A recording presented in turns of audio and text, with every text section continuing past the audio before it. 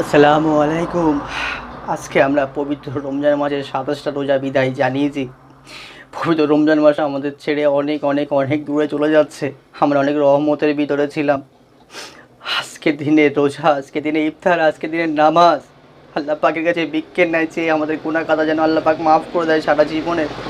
আল্লাহ পাকের কাছে দু হাত তুলে আমরা সব সময় চাইব, পরের বছরে আমরা আবার এই পবিত্র রমজান মাস পাবো কি জানি না। আজকে আমরা জীবিত আছি, আল্লাহর কাছে চাইতে পাচ্ছি। যারা মৃত্যুবরণ করে কবরে চলে গেছে, তারা চাতক পাখির মতো চেয়ে আছে, তারা কিন্তু আজকে চাইতে পাচ্ছে না। তারা সব সময় বলছে, হে সন্তান, আমাদের জন্য একটু দোয়া কর, একটু দান সাদকা কর, আমাদের কবরে একটু জারিয়া যেন হয়।